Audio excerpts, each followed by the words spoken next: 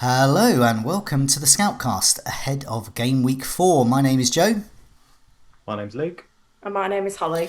Welcome Luke and welcome Holly. Holly, you're back for your second Scoutcast appearance this season. And Luke, you're back for your, I haven't actually counted, many Scoutcast appearances over the years. Luke, what's coming up in this show? Okay, yeah. As usual, we're just going to look back at Game Week 3. Went better for some of us than others. Then look forward to Game Week 4, of course. Along the way, we're going to discuss a certain Argentinian striker who seems to be a bit forgotten, to be honest. And then we're going to look at Spurs, see what's going on there. Seems to be a few issues. I think Holly may have suffered or been at the butt of some of those situations this game week. We're then going to be looking about what's happened to our clean sheets. They seem to have vanished. There seems to be nothing going on at the back for any of our teams at the moment. And then Joe's going to take his turn at looking at a differential. So he's going to pick out for the next 4 weeks. We're also going to take a look at the rough with the smooth, which involves a certain guest appearance from a celebrity. So that's what we're going to be doing. And I think, Joe, you're going to take us away with your Game Week 3. Yes, so luckily, rarely for me, I'm top with the number of points got this week. So I've got 64. I'm into the top 50k. Pookie was in, Martial was in for Wilson and Mora. Luckily I didn't lose too much with those two, and Pookie, as we all know, it's a Pookie party and that's a points party. I also kept faith in Vardy. I said I would last week and he rewarded me. As I said, he's a stat buster. Doesn't matter how many shots he has, he always finds a way to score when you least expect it, and he did last week. Hopefully there's more coming up with Bournemouth. Yeah, pretty happy with that week. As I will talk about a bit later, I'm not so happy when I look at my team for Game Week 4. But Game Week 3 went well. Luke, you're next up. 54. You wild-carded as well. So tell us a bit about your wildcard team and your thoughts around that. Well, my old team would have scored 13 more points than my wildcard team, so it's quite hard to call it a success, isn't it? But I don't know. I thought I was going to play safe this season, but it didn't last. I mean, I bought Pookie in Game Week 2, which worked out. And suddenly I thought it was untouchable. I thought, yeah, that can't be stopped now. I'm just going to go straight in, wild card, get whoever I want, to be fine. But to be honest, it was that night Man United played. Martial just looked like a great option that night. All the prices looked like they were going crazy. I thought, well, I've got an opportunity here to cement my position in some way, a good start, and sort of jump on all the players I want who are going to rise. It's not nice to see all these players rise in value, and you're sitting there thinking, I've got to have them. I'm too weak. I need sort of being held back. I need to be around your house, Joe, with you like holding my hands like while that's going on. Easy, Luke. Easy, fella. Don't do it. Exactly. I needed that. But yeah, at the end of the day, I had a couple of situations to weigh up in my team. I had a lot of them. Like I said, I already had Pookie, had De Bruyne. I was going to keep Sterling. And it was really the Spurs game and whether I was going to cover Liverpool or Spurs, really, because I couldn't find a wildcard team I liked that had Kane, Salah or Mane and Sterling and De Bruyne in it.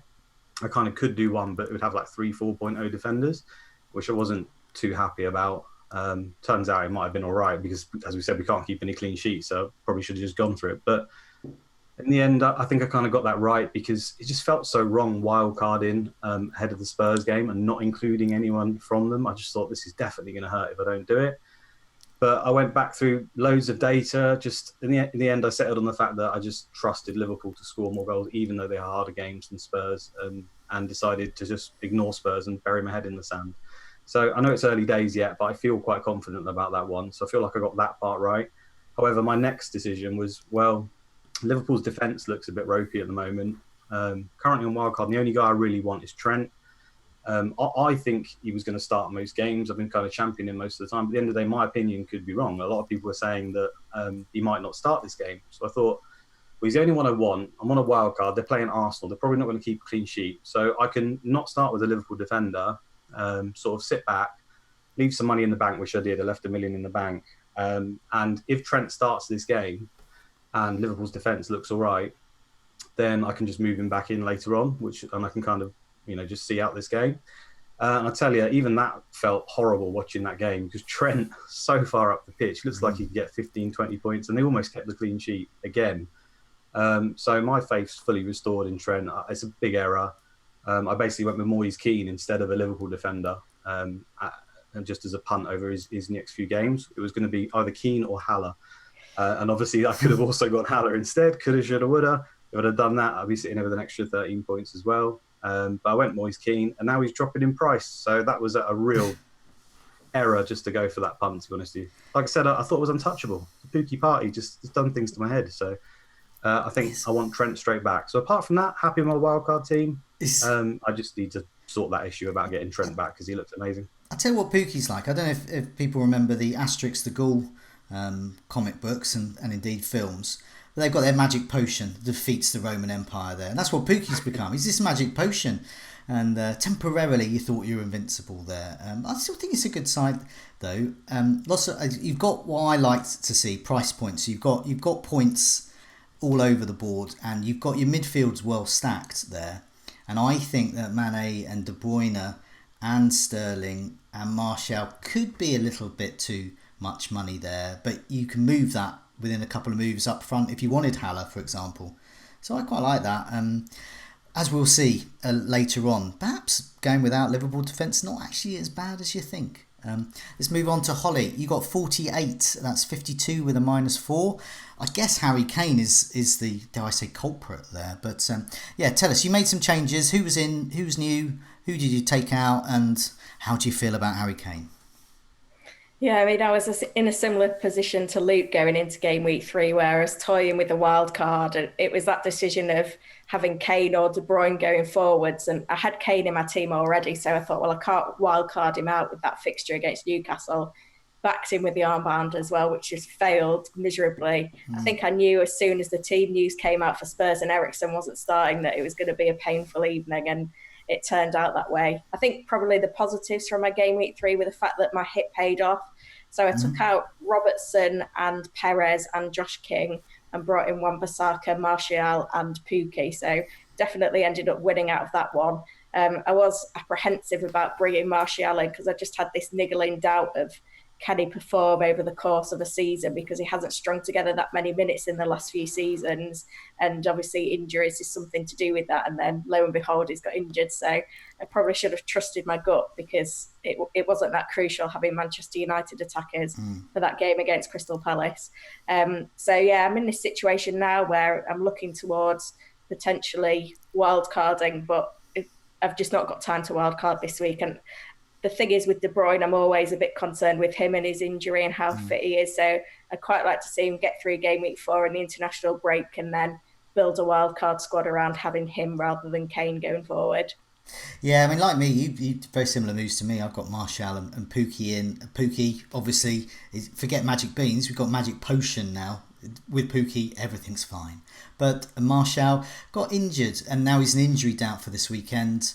Jamie Jackson, who famously said Sergio Agüero wouldn't be fit just before he unleashed a hat-trick that week to those that failed to listen to Jamie Jackson. Well, anyway, Jamie Jackson was saying that Martial is going to be not ready for this week, and that's annoying. And it did suddenly occur to me, if that is going to happen, that did occur to me why I have swerved Martial in the past. And it is because of that injury record. He is often a doubt before games. I sort of forgot that. So belatedly, thanks Jamie Jackson for reminding me of that. Harry Kane there in your team. Now that reminds me of all sorts of memories of captaining Harry Kane for famous easy games, which somehow he conspires to get nothing in. We mentioned Cardiff last season, exactly the same time of year as well, came away with nothing. And a season or two before that, I remember a delicious home game against Burnley that never transpired with points as well. But we also know that Kane is capable of hat-tricks as well. You never know. But I was just going to say on that note, Joe, I think I am the go-to person on this Kane situation, because I have him for every single haul he's ever had, so I love him, and I never have him when he blanks. So I avoided those situations you just talked to. So somehow I seem to know about Kane, and trust me, there's no sort of method that goes into my madness. Like I said, I was strongly considering him for my wild card, but for some reason he's just like my best friend. He always does me a favour when I need him. I should have consulted you for game week 3. I think you should have, yeah. You don't need Pookie Magic Potion. You've got Magic Potion already flowing through your veins. So, okay, this is a tip for everyone here. Follow Luke on Twitter and monitor whether he's getting Harry Kane on or not, and just copy him. Copy that move, because I shall certainly be doing that as well. We have 2 more points before we look at Game Week 4 and beyond, 2 more points to look through for Game Week 3. I have a short statement, it says here, from David. David and Az can't be with us. David sent me a statement. Okay, so I'm going to read it out. Okay, so it says, with last week's Scoutcast getting quite heated and our comments boiling over on Twitter as the events of Game Week 3 unfolded, I thought it best to provide a statement, given that I can't make tonight's episode. Sounds very serious. Myself, Joe and Az found ourselves incapable of agreeing on a number of issues, and to our delight, it appears we all got something right and we all got something wrong. I dared to question Vardy's credentials, much to Joe's disliking. I sold the player, Joe held on, and the Leicester striker obviously scored against Sheffield United. I like that paragraph.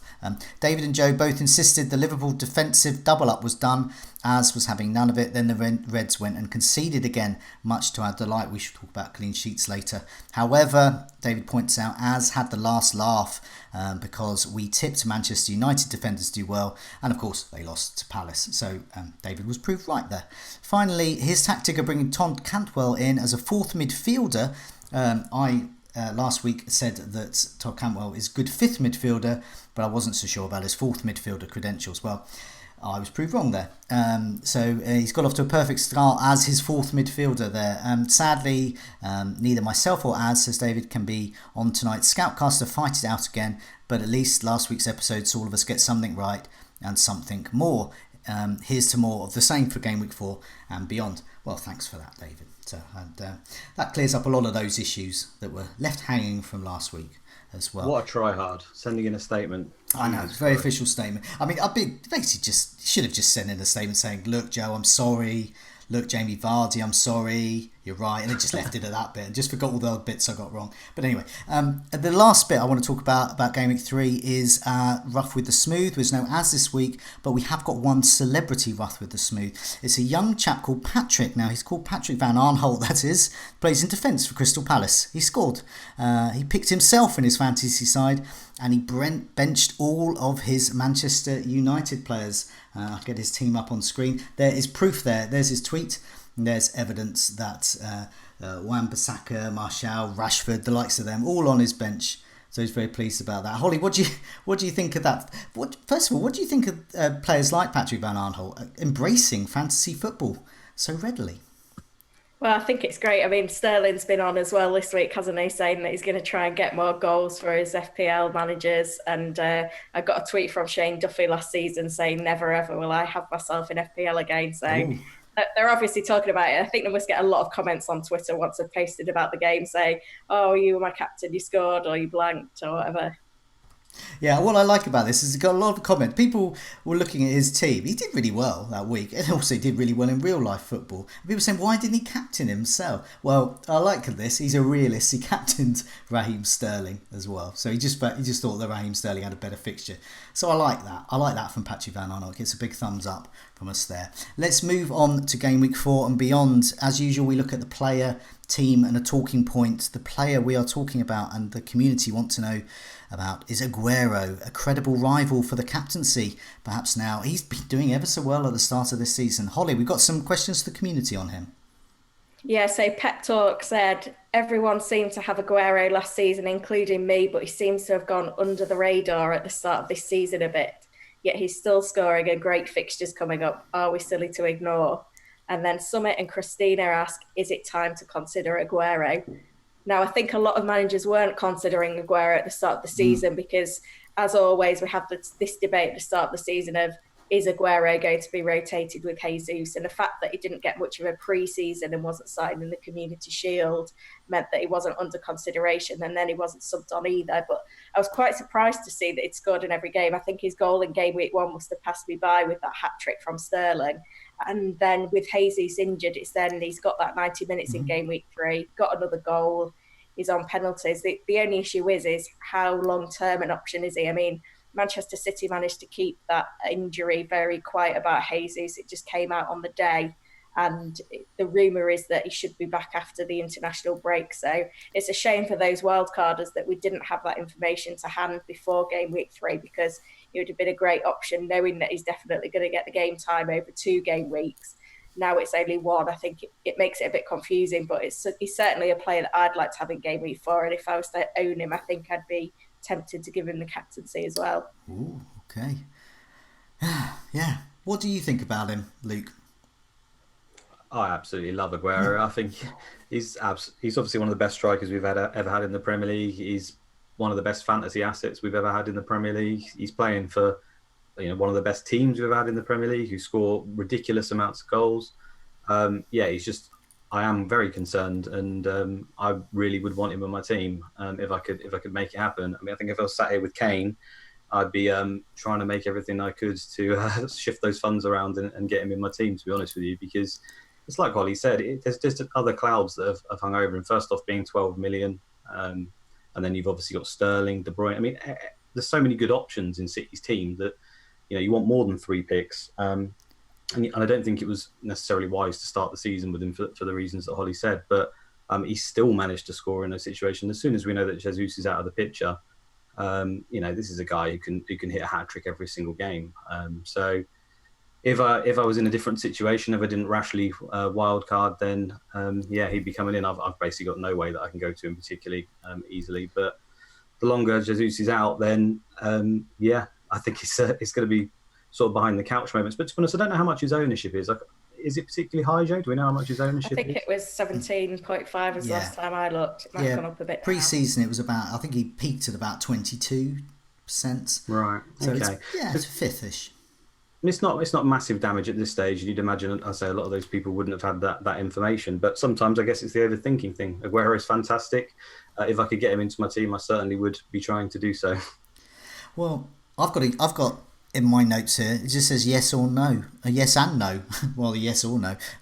Is it time to consider Agüero is the main question people are asking. And I put yes and no. Yes, he's a proven goal scorer. Yes, he has a great home fixture, so it's a captaincy shout. And on paper will give instant returns. But no, depending on your team structure, I've put here. So there are plenty out there with 6.5 striker as their top price forward. To move to Agüero, you need to free up about 5 or 6 million. And so it goes to something I've been talking about all pre-season and this season about price points and the balanced squad. So if that is your top price striker and you want Agüero, that means you've got to free up 5 to 6 million. That means ditching probably Sterling or Salah for many, and the cost of that could hurt, I think. There are a few, I've sort of gone in the middle. I'll be talking earlier about technical issues and things and how I like a plan B. Well, my plan B is Jamie Vardy, because he's sort of somewhere in the middle. He's not quite premium and he's not quite cheap. So Vardy is the most expensive for me. I think Agüero is possible to get him in, so people are like me with him. But why would you dump Jamie Vardy before Bournemouth? That just seems silly to me. So not interested. But there are those like Holly with Kane, and I think 1 million is needed there to get 1 million or so is needed to get Agüero. If you feel comfortable captaining Agüero over Sterling, which it sounds like you do, Holly, then by all means do it. I think even for a hit. In essence, I think Sterling has more points potential as a midfielder. He's got a bit of everything this season. But Agüero, obviously his goals cannot be ignored. Lots on that in our captaincy podcast and video early in the week that I recorded with David. Do have a look at that. We've got loads about Agüero and Sterling there. But if I was looking at structure that included a premium striker, some people have, and a premium pairing already with, say, Salah, Mane or Sterling, I'd actually probably go for Aubameyang. So I would ignore Agüero and I'd go a bit left field with Aubameyang. Why? Because I actually think the Tottenham game is good for him. It's at home. I think he'll get immediate returns. And then he's got Watford, who we all know are this season's whipping boys at the moment. He has Aston Villa, Manchester United, they prove leaky. And then he's got Bournemouth as well. I actually think Arsenal's fixtures are quite good, and I think Raheem Sterling I think he'll do for Man City. So that's my thought. It all depends on team structure, but I think if you do have Kane, like Ollie, are you actually tempted to remove Kane from Agüero to Agüero? I think I'm a bit nervous because obviously I took a points hit last week and I am looking for a wild card and having De Bruyne as my second City attacker long term. So I'm not sure if it's worth it just for what could be a week. Obviously, if Jesus ends up being out for longer, then I'll probably end up regretting that decision. But right now, I'm a bit reluctant to take that hit.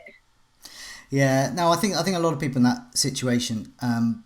I don't know what I would do because I don't have Kane at the moment. But I must admit, if I did, I would be facing a decision. Agüero looking so tempting. We know his home form. Brighton, we don't know which Brighton we're going to get, but I bet you it's going to be a Brighton that concedes. So I think it's one of those ones where if you were on wildcard this week, and considering what we've always said about defenders, now long term I don't really have any issues with Man City defenders. I think they'll still keep 20 clean sheets, but it's just not gone that way. But I would say if you're on a wildcard, there's not many opportunities to get someone like Agüero who can do what he can do as somewhat of a differential. And to go Sterling, Agüero, Kevin De Bruyne, with Agüero captain, it takes easy 4-5-0 could easily happen against Brighton, and suddenly you've just got so many points there. And then you can always downgrade Agüero later to Aubameyang, like you said, if you need be. So I think it's kind of a wildcard move. It's something I'd like to be able to have that option to do, which could really reward you. I remember there was a wild card, a big week of wild carding. I think it was two seasons ago. Holly, you might remember as well. It was a particular. Lots of people wild carded, and it was Man City had a great run of fixtures. They had a particularly nice home game, and lots of us did exactly what Lucas prescribed there. Just got 3 heavyweight Man City, just completely butchered the team to get Man City in, and it worked, and it really paid off, and all those people shot up the rankings as well. So it could work. I don't know. Have you tempted you yet, Holly? No, well, I'm actually thinking about Aubameyang now that you've mentioned that, because I feel like that's the spirit.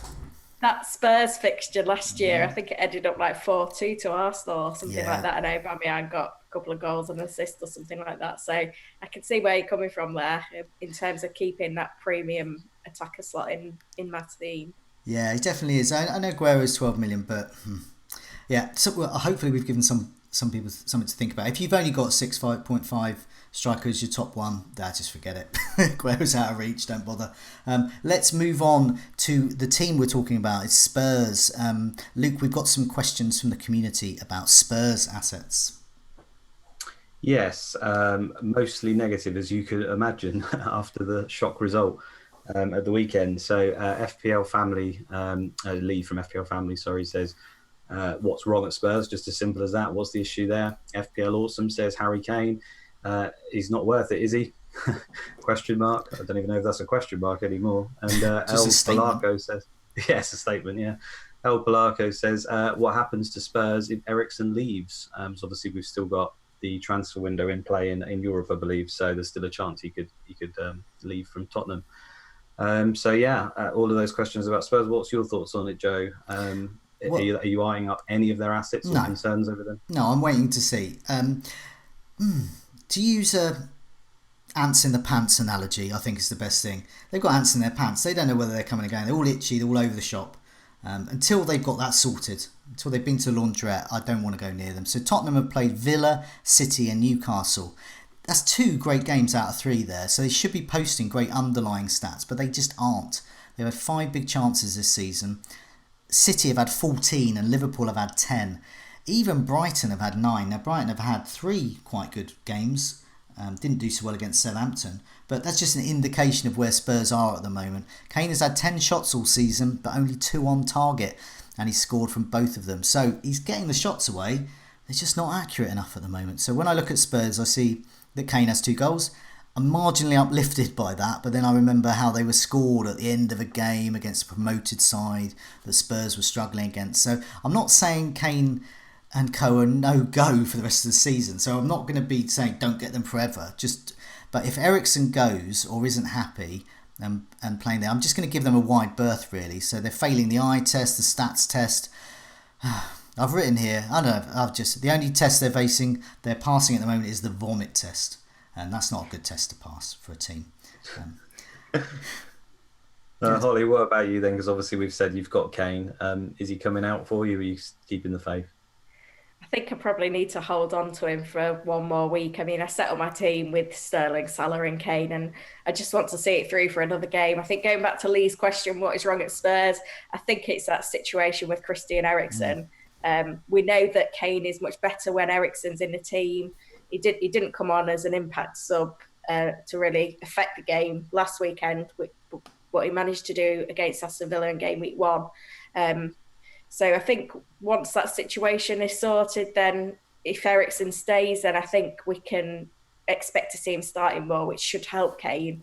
I think those people that are on maybe more or maybe looking to move him on. I'm happy to hold Kane for one more week, I think, just to see what he can do in that Arsenal game, because he has got a decent record against Arsenal. But after that point, then I think it's going to be that shift to De Bruyne. Yeah, and I think Kane's actually got a decent record against the next couple of teams he plays as well.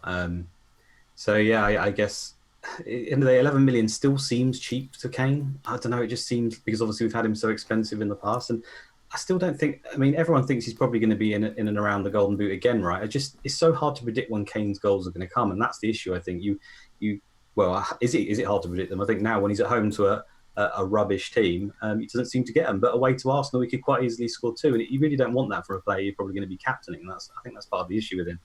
But I think with the Spurs, from my point of view, when Kane was really in top form, Spurs were flying. They had Dembele in central midfield, who was just making things happen. They had fullbacks in top form. They had Walker at the time at that point, and Trippier was coming in and out.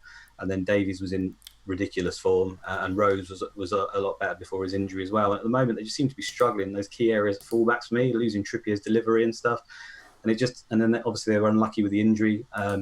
New signing in the middle didn't make it as well, and it just keeps happening. There's so many injuries in central midfield. I just don't think they really know who's going to play from week to week in the middle, and there's not really any partnerships being formed and stuff. So I think until we get a settled team, which doesn't really look like happening anytime soon, because it's been that way for a while now.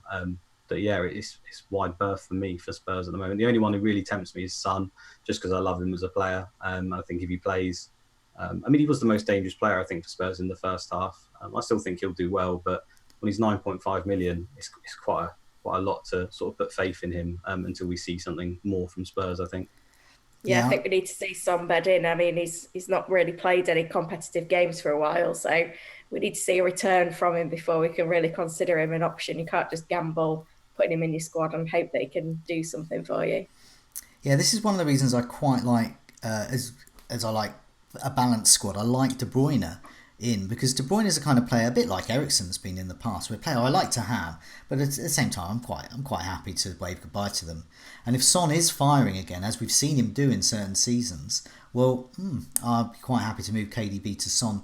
Kane at the moment, until they can sort out their midfield, he's moving into midfield too often. We've seen it before as well, and when I want to see Eriksen playing there. Holly, when you saw that team sheet, as you said, when you see the team sheet without Eriksen, you think, oh, right, here we go. Harry Kane, going to drift back, number 10 role, number 8 maybe, but he's not going to be that number 9 that we want. And at the same time, we know what damage he can do. So yeah, it's a bit of a wait and see. It's troublesome, but as I'm going back to that Agüero point I made earlier, if I had the means to get Agüero in for Kane, I'd probably just do it, and I would actually consider Aubameyang as well, and I'm glad you're tentatively thinking that as well. Let's move on to the talking point: clean sheets, and where have they gone? So I've got a picture here of Everton defender there. So they've actually got a couple of clean sheets. So why not? Okay, so it sounds like why have all these clean sheets been drying up? So Farron Collins asks, clean sheets, where are they coming from? Which defenders and which goalkeepers should we invest in? Pep Talk again asks, he's called Pep Talk, and I'm just saying again because it's the second question he's asked us. Pep Talk again. After all the pre-season talk about going big at the back, suddenly looking a bad idea. Are we right to go cheaper? And how much cheaper should we go? Is it viable to go 3 at the back? Perhaps with 4 million defenders in rotation. Lundstram's already emerged, Kelly's emerging, Hanley and Rico, now that Daniels is injured, Rico should get more starts. And of course we're looking at those others like Gibson and Simpson, who haven't had a chance yet, but they may well do. FPL pillars, the Liverpool defence in particular. Will patience be rewarded there? Holly, what do you think? Well, last season we saw that it was Manchester City and Liverpool and Chelsea as well that were managing to keep those clean sheets, and I think they've got 1 clean sheet combined at the moment. I went with the double Liverpool defence at the start of the season, which was a differential, and then with that injury to Alisson, I've quickly shifted those funds out, so they've only got one Liverpool defender, but it's still a worry with their ownership at the moment that when they do keep clean sheets and you've not got them, you are going to see a drop in rank. But at the moment, they're not performing, and there's plenty of exciting attacking options as well. I mean, looking at where we can go, I think if I was to wildcard now, I'd certainly go for at least one 4.0 defender. I mean, Lundstrom's just a bargain. I think we can be encouraged by the fact that Martin Kelly still started at the weekend. With Gary Cahill coming in, he didn't lose his spot. It was the other centre-back that got rotated there. And maybe Rico will see some minutes now that Daniels is injured. I think he wasn't in the squad, so he wasn't available to come on last weekend. But he did okay in game week 1. So I'd look at shifting funds and maybe starting some cheaper defenders, because we do see that defences tend to solidify during the season, and it's not that vital to have many of the premium defences covered early on, especially when they're not delivering. So we can take on board what's happened in those first few game weeks and reflect on that and maybe shift funds elsewhere in your squads. We've already seen this season how that tactic can work. So Lundstram, 14-point return, game week 2, fantastic. Didn't do much the following week as well, but that's what you pay for there. But the chance there that he could get a double-digit return, that makes him interesting. We've seen it before with Wan-Bissaka as well, and in the past with cheap defenders. We've seen it with Graham Alexander at Burnley, if people remember that far back, the penalty-taking defender there. Luke, what do you think about clean sheets? Do you wonder why they're kind of drying up, or are you just not that bothered? You're quite happy to invest a bit in defence? I just think it's been too few a game weeks to draw any major conclusions from it, really. I mean, in the case of Man City, for example, I think there's been some incredibly bad luck in the Spurs game. We already talked about like 0.22 expected goals. I think Tottenham had 2 shots on target and they both went in, and then they conceded a goal from an absolute worldie of a free kick, which you could take that 100 times. It's only going to go in 1 out of those 100, and that was the one.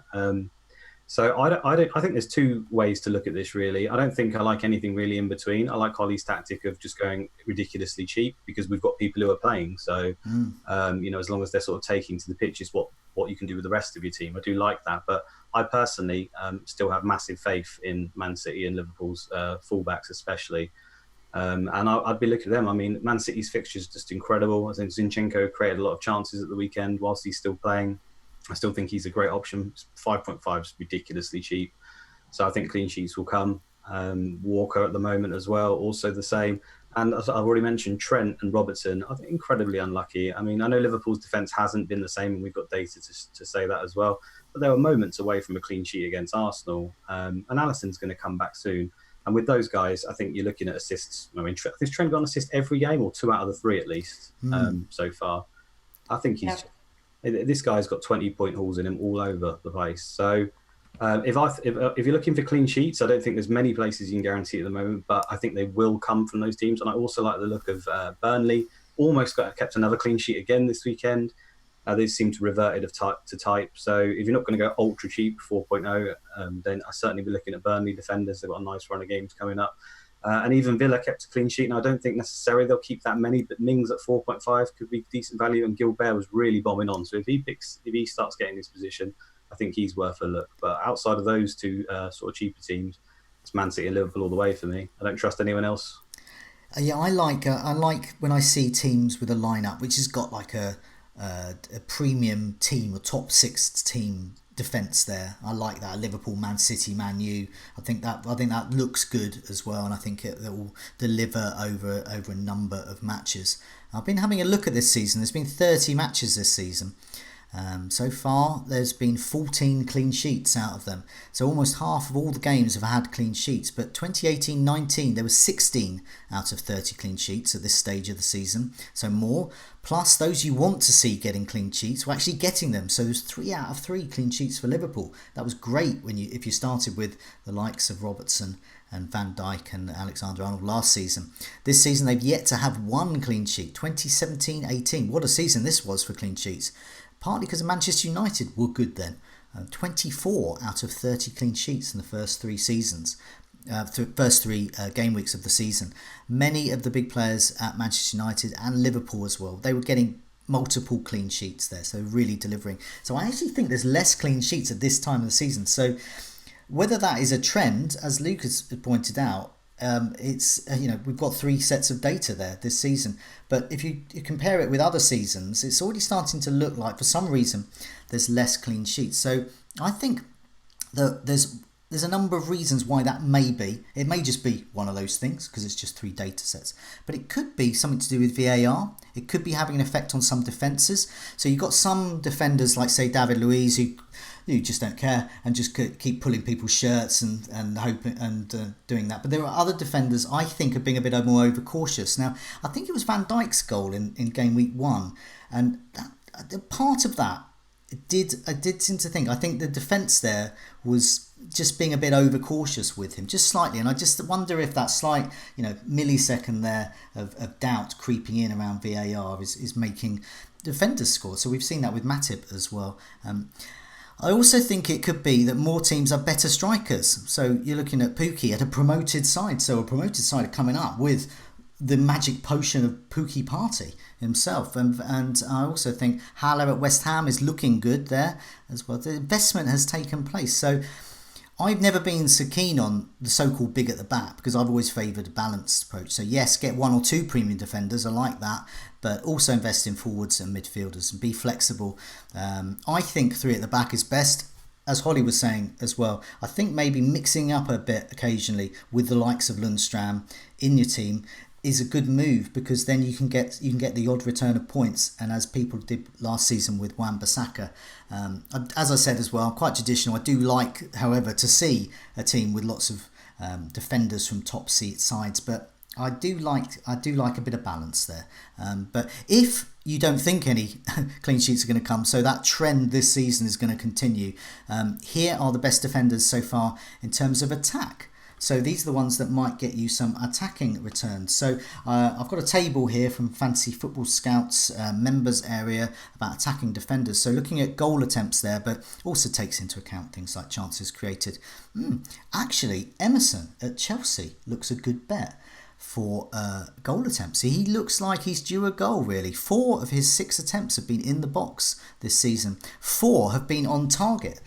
I quite like those stats. I remember this time last season we looked at the stats of Luca Dean, and he was posting similar type impressive stats for a defender in terms of chances there. And Luca Dean's back up there again. He's still there. He's taken 9 corners, 7 chances created, 6 goal attempts, 3 inside the box. These are good stats for a defender. I like Luca Dean still. I have Coleman, but if I was wildcarding now, Luca Dean would be coming in. Robertson's up there, nice to see. Not delivering yet, but the underlying stats say that his 6 goal attempts will prove fruitful eventually. And Lundstram's there as well. So he is, as Holly was saying, and Luke is agreeing with as well, I think we could be seeing some more attacking attempts from Lundstram. Nathan Ake and Alexander-Arnold there as well. So plenty of premium options there. I think you can get them. But if you do still back clean sheets, these are the teams with the best 4-week run coming up. We usually have a separate section on clean sheets, but there's so many people asking questions about it that we'll cover that on this bit really. So looking at that, in terms of the best bets for clean sheets, Man City are now top. Brighton, Norwich, Watford, Everton and Wolves are their opponents. Looks good. Aston Villa are still there. Just Arsenal looks tricky. You've got Crystal Palace, West Ham, Burnley. Well, that's unless you're an Ashley Barnes backer. But let's say it looks easy. And Norwich, well, the Pukki Party might hamper that, but you never know. Burnley are starting to move up as well. They're in 4th. Liverpool they've got next, but after that Brighton, Norwich, Aston Villa and Everton. Liverpool are still there, so there should be a double-digit return for Alexander-Arnold or Robertson, surely. Burnley, Newcastle, they do have Chelsea, but then Sheffield United and Leicester. Chelsea are there. So what I was saying earlier about Emerson, note that Chelsea have Sheffield United, Wolves, Brighton, Southampton in the next 5. They've got Liverpool included in that as well, and Everton are still knocking around there. That's why I quite like Luca Dean. Holly, do you have any final thoughts about clean sheets, or have I just completely bombarded you with stats and fixtures? Well, I'm quite happy with having Zinchenko, Van Dijk, Pope and Luca Dean in my team. I think there's clean sheets to come, and then hopefully Lundstram can bag another attacking return. It's just managing to field him in the right week is the tricky thing with him. Yeah, Luke, do you have any final thoughts? It's interesting what you were saying about the kind of patience really with Liverpool defence. Do do you think ultimately that the cream will rise to the top when it comes to these premium attacking defenders? They're going to get attacking points and they're going to get clean sheets as well. Yeah, I just think Liverpool and City are so far ahead of every other team in the league that come the end of the season, they're going to be in and around the 20 clean sheet mark again. It's just been a tad bad luck, a tad other things, but yeah, full confidence that will happen. Obviously, could be wrong, but I still suspect that will happen.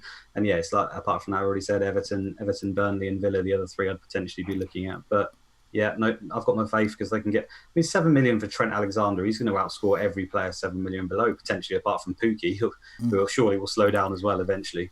So I think Trent's the best 7 million pick in the game. Well, yeah, I starting to think that.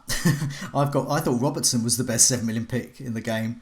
I've got him, and he's got me absolutely nothing. But those underlying stats suggest, as you've both been saying, patience and the fixtures, I think, are going to hopefully give him returns soon as well. Luke, let's move on to the next section. We've already covered clean sheets, so time to focus on differentials, as usually covers this bit. So, what's happening with differentials, Luke? Yeah, so it's a fairly new thing that we do. We cover 4 weeks from the point that we pick it. Today it's your turn, Joe, to give us one. I started the season picking Callum Robinson, who's looked good but returned nothing, sadly. So you haven't had much to beat there. But then, unfortunately for you, I think it was Az who picked Pookie, and then was it Dave who picked Cantwell? Or I'm not sure who picked Cantwell. Yeah, David. Yeah, so no pressure on me.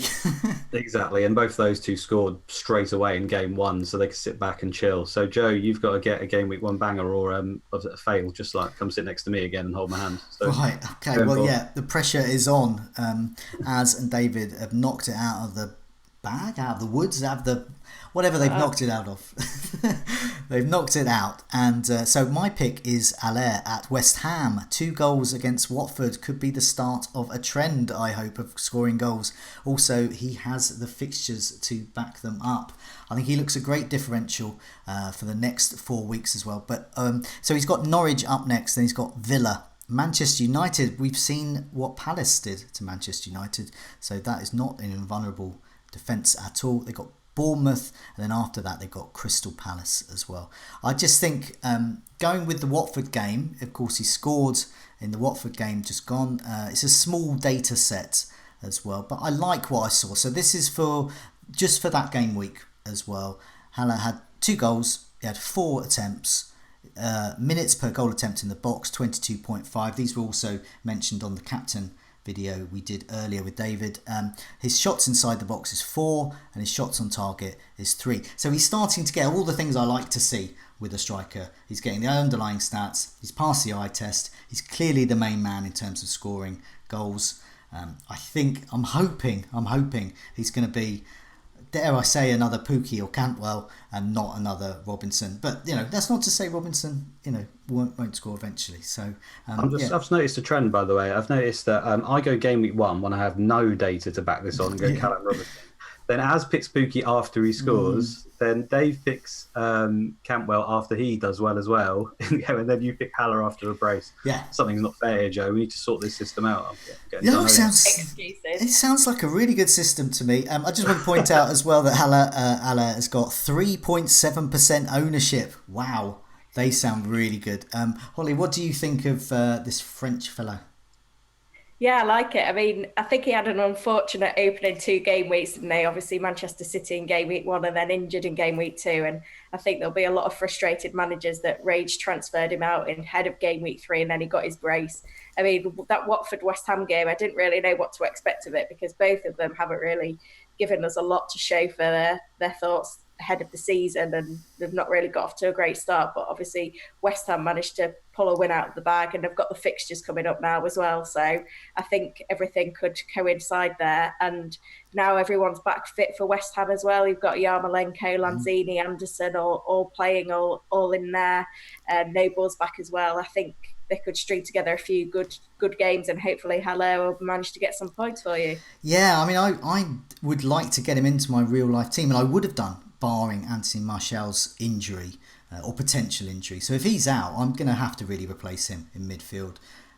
I'd love to just do Jota to Haller. I can just about afford it as well because I've got about $1 million in the bank. And that's look as a great move on paper. So Lanzini is a player I'm looking at, sort of in his absence, sort of substitute Haller. But I do completely agree with you. West Ham, I think, are ready to go, ready to explode with points. I hope. Yeah, Joe, I think the chat's calling it the helicopter, just for information. So I'm not going to use that one. I like get that. on board the helicopter. Well, we've had Asterix the Ghoul. We've had the vomit test, and now we've got the helicopter. So yeah, lots of analogies. I like lots of analogies in a Scoutcast. Let's move on in detail to our Game Week 4 teams as well. So Holly, do you want to go first? What are your plans? Well, I've got a few issues that I need to deal with in my squad. Obviously, Martial is injured. I'm hoping that if he doesn't play, then maybe Greenwood will be available and potentially get a start. So I'll probably move him up to sub 1 on my bench on reflection, and then he's there ready to cover Martial. I've lost patience with Norwood now. It's been 3 blanks. He's shown plenty of potential, but not delivered me any points. So I'm actually looking at bringing Cantwell in for Norwood, because I think Cantwell could be a bargain at 4.6 million. And I think basically everyone will own Pookie. So it's going back to your theory, Joe, of instead of owning that big player, own the big player and the player that's assisting the big player. And then you've got yourself a differential again, because I don't think I'll be brave enough to captain Pookie ahead of other premium options, but having Cantwell in there as well means that every time there's a Pookie party, hopefully I'm getting additional points in there as well. So that's the move I'm looking at, and then give Kane another week and then see how things are looking at the international break. I mean, I've not got massive hopes for Pope this weekend against Liverpool. Hopefully he can get some clean sheet some save points in there. The defence is looking all right there, and other than that, I think Kane has obviously got potential of goals in any game, and hopefully he'll repay the faith with a goal in this one when we're least expecting it. So looking beyond Game Week 4, are you considering wildcarding afterwards, Game Week 5? So in essence, any move you make for Game Week 4 is a sort of just a 1 week punt, really. Yeah, it's trying to capitalise on that value as well, isn't it? I mean, I think it's De Bruyne that I really want long term. If he can get through Game Week 4 and the international break, then I can trust his fitness. So I'll probably look at reshaping my team at that point, and I'd like to retain Manchester City defence, whether that be Zinchenko or maybe doing an upgrade there, depending on how safe I think Zinchenko is going forward. But yeah, I'd really like that triple up from Manchester City, and I think Kane's going to have to go long term at the expense of De Bruyne, because I think he could be on for another 200-point season. I think I'm starting to trust the fact that he can stay fit. So Sterling for the captaincy, Salah for the vice captaincy. Something to bring up this captaincy video I did with David earlier. We've actually got it wrong every week, all sorts of right. I mean, we've got captaincy points a lot of the week so far, but we've got it wrong in terms of Sterling and Salah. Do you wonder if we might be all getting it wrong this week, and it's Salah's going to in fact get more points? Well, you don't know how Brighton are going to perform. It could be a bloodbath, or they could just concede 1 goal. We just don't know how that game's going to pan out. But I think it's more likely going to be that there's going to be a lot of goals at City. You know, I don't always trust Sterling with the captaincy, but with Jesus out and Sane's obviously gone for the season, we don't need to worry about whether Sterling's going to start. So I feel like we can trust him with the armband. And Salah's not actually done anything away from home yet this season, which is a slight concern for me. So I'm happy to go with Sterling, I think, this week. Okay, let's move on to Luke's team. Now I'm going to put your lineup up. Brace yourselves, everyone. It's a Maverick one. There we go. 4-5-1. That's Maverick. Well, in my books, I'm a dullard. So 4-5-1. It feels very Maverick to me. Pookie up front. And you've got a really nice midfield there. Mane, Martial, Mount if he's fit, De Bruyne and Sterling for the captaincy, and a good back line as well. I'm not sure about Kelly, but yeah, what's your thoughts about just to run us through perhaps your defence as well? But what's your thoughts for Game Week 4? Hey, Kelly was on for 2 bonus before James hit it the top corner in the last few minutes. So don't worry about Kelly, mate. He's a good pick. No, to be honest, it was the Moyes Keane thing has completely thrown me back here, because I said, I wish I'd gone Haller. Why did I pick Keane over Haller? I don't know. But I had to get rid of him, because my whole idea of me playing my wild card was that I was chasing the money. I I was trying to build up some value in my team. And Keane, as soon as that failed punt happened, I didn't really think that he would drop again, because I actually got him for 6.9. Already dropped once, but because he didn't start and Everton just looked terrible, he was dropping again. So I didn't want to lose the money on him. So I've got rid of him because I feel like Kelly could do a job maybe just for this week. And as I said before, I want Trent back in. So Kelly's going to go to Trent. I could do it for a -4 if I really wanted to, but that seems, I mean, like I said, Trent could score massive. But against Burnley, I don't know whether I trust Liverpool to keep a clean sheet in that game at the moment. So I'll probably just sit on it for now, and Trent will come back eventually. But yeah, already done my transfer. I just bought Wickham in for Keane. That was always what I was going to do. I just wanted to take that one game week to have a look at Liverpool's defence, see whether Trent started. Turns out he did, and my plan was always just to get rid of Keane and then to upgrade Kelly when that happened. So I'm just going to go for it. And like I said, I've got I kind of like my team moving forward. The only other thing I could do was maybe change Laporte to Zinchenko and put Mane to Salah if I wanted to. That's why I kept them up for $1 million in the bank as well, just in case that was an option. But I'm still happy with Mane, to be honest with you. I think they're just going to flip-flop every week as to who scores. So it's really waiting on Martial and Mount injury news now. I'm hoping for positive news because, you know, I could be in trouble if they're both out. But if Martial's out, I'm hopeful Greenwood starts. Yes. So that could be a cheeky little move there. And worst case scenario, Lundstram and Wickham home to Villa. I may have to rely on him. You never know. That's bad times when you're thinking about that, right? Well, it's you funny. might be using all 3 substitutes this week, Luke. They're there waiting, aren't they, for you? This is Wickham's trying to shine. He scores about 1 goal every 3 seasons, so it's coming. Don't worry. It's funny you should mention Lundstram in terms of worst case scenario. Let's turn to my team. Game week 4. This is a worst case scenario one. So I've done well game weeks 1 to 3. I am seriously. Some weeks you think, I hope I do well, and then you don't. And this week, I'll be absolutely gobsmacked if I do well. So I'm just going to hopefully consolidate. So I have got, up front, I've got Jota, who's done absolutely nothing. I've got Pukki, so something at least as well. I've got Vardy as well, the original party as well. So I'm hopeful for something there. Martial, probably injured. Trossard, he got Man City.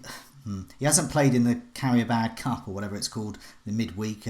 Gross and Murray, incidentally, won the team sheet for Brighton, which would indicate that they're part of the B team. They were lining up with the B team, or they could be there to strengthen the B team. But that may indicate Trossard should start, so I'm okay with that. Salah, obviously, I love. Sterling, obviously, I love. I'm captaining him. Robertson, I'm hopeful eventually. Coleman, I'd like to see something. Lundstram is my worst case scenario.